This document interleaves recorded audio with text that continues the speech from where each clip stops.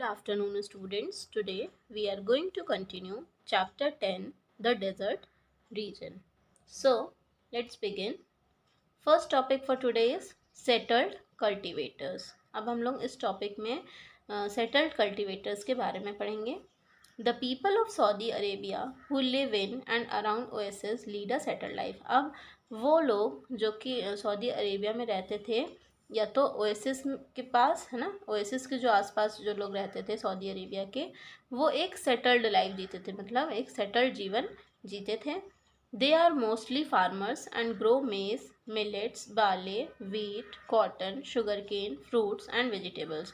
और ये लोग ज़्यादातर क्या होते थे? फार्मर्स होते थे, किसान होते थे, जो कि क्या ग्रो करते थे? Maize, millets, barley, wheat, cotton, sugar cane, fruits और वेजिटेबल्स. ठीक है, ये सारी चीज़ें ग्रो करते थे. Date palms are the most important trees that they grow. और डेट पाम्स, जिसे हम खजूर भी कहते हैं, ठीक है, ये सबसे महत्वपूर्ण पेड़ होता था जो ये लोग ग्रो करते थे. These palm trees provide drinks and building materials they need to build their houses. अब ये जो palm trees होते थे ये ड्रिंक्स प्रोवाइड करते थे और बिल्डिंग मटेरियल्स भी प्रोवाइड करते थे, जिसकी मदद से ये अपने घर बनाते थे. These people live in villages and have wells dug for water. और ये जो लोग होते थे ये गांव में रहते थे और इनके यहाँ नल भी होते थे, गड्ढे बने, मतलब खुदे वेल्स बने होते थे,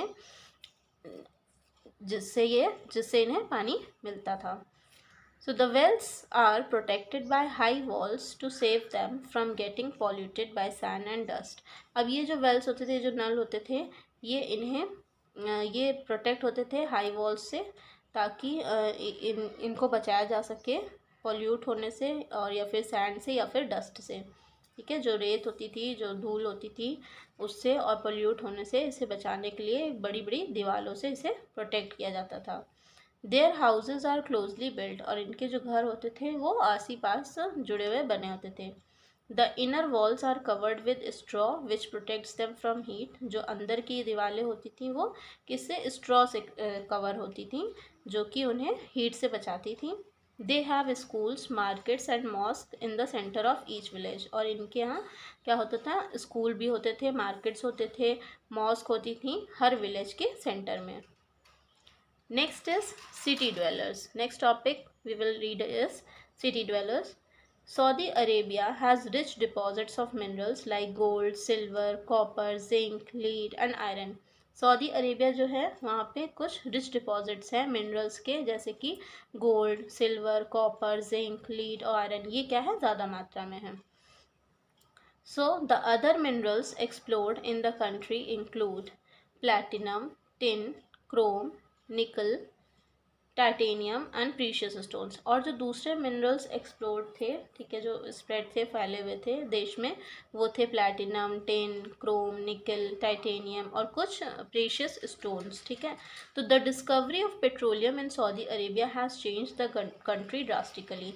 और जब पेट्रोलियम की जो डिस्कवरी हुई, उसका जो आविष्कार हुआ सऊदी अरेबिया में, उसने देश के हालातों को पूरी तरह से बदल दिया. It has the largest petroleum deposits in the world and is now one of the richest countries in the world. अब इसके पास क्या है? सऊदी अरेबिया जो है सबसे लार्जेस्ट, सऊदी अरेबिया के पास सबसे ज़्यादा पेट्रोलियम डिपॉजिट है पूरे विश्व में और इसे सबसे रिच कंट्री माना जाता है वर्ल्ड की. ठीक है, petroleum is known as liquid gold for its great economic value. और पेट्रोलियम को लिक्विड गोल्ड कहा जाता है. क्यों? क्योंकि उसकी जो इकोनॉमिक वैल्यू है, ठीक है, वो ज़्यादा है. So when refined it provides petrol, diesel, kerosene, aviation spirit and lubricants. और जब इसे रिफाइन किया जाता है तो ये हमें क्या प्रोवाइड करते हैं? पेट्रोल प्रोवाइड करते हैं, डीजल प्रोवाइड करता है, केरोसिन प्रोवाइड करता है, एविएशन स्पिरिट प्रोवाइड करता है और ल्यूब्रिकेंट्स प्रोवाइड करता है.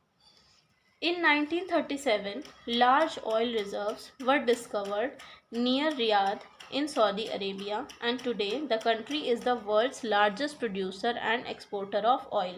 1937 में एक बड़ा ऑयल रिजर्व जो था वो डिस्कवर हुआ रियाद में, सऊदी अरेबिया में.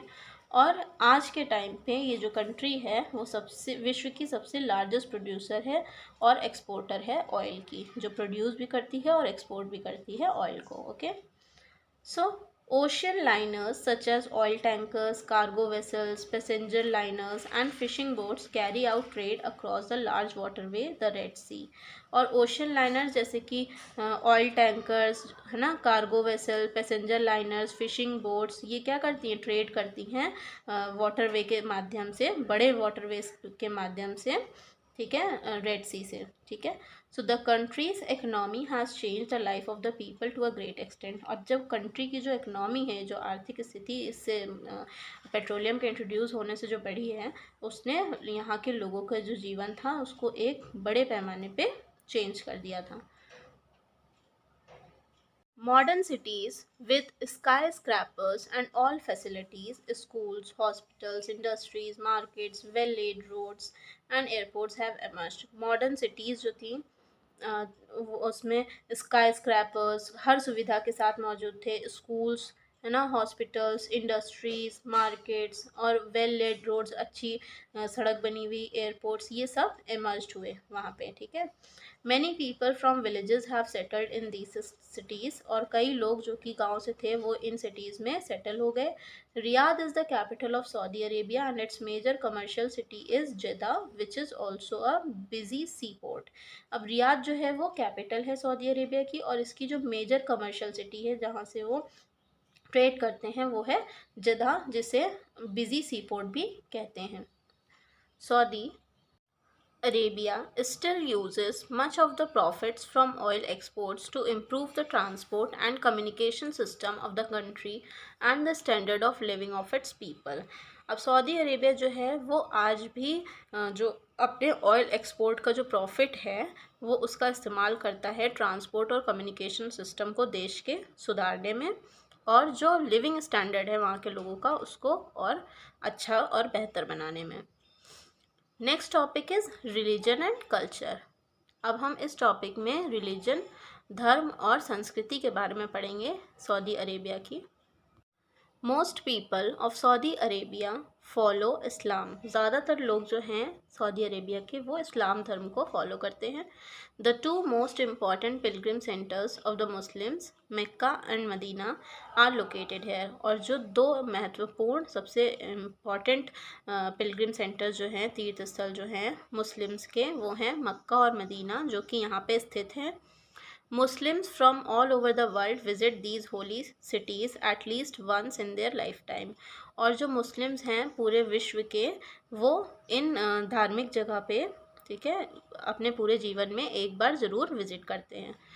अल अर्धा is the countries national dance. और अल अर्धा जो है वो इस कंट्री का नेशनल डांस है, राष्ट्रीय डांस है, ठीक है। This sword dance is based on ancient Bedouin tradition. और ये जो डांस है ये किस पे आधारित है, बिदोइन ट्रेडिशन पे, बिदोइन परंपराओं पे ये आधारित है, एंशियंट बिदोइन परंपराओं पे। As the man carrying swords dance, the drummers play a rhythm and the singers sing the song. जैसे कि मैन जो है वो कैरी करते हैं इस डांस को, और जो ड्रमर्स होते हैं वो रिदम प्ले करते हैं, और जो सिंगर्स होते हैं वो गाना गाते हैं। So next topic is language. अब हम लैंग्वेज के बारे में पढ़ेंगे सऊदी अरब की।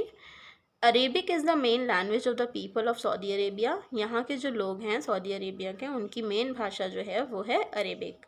It is also the written language of the sacred book of Muslims, the Quran, and one of the official languages of the United Nations.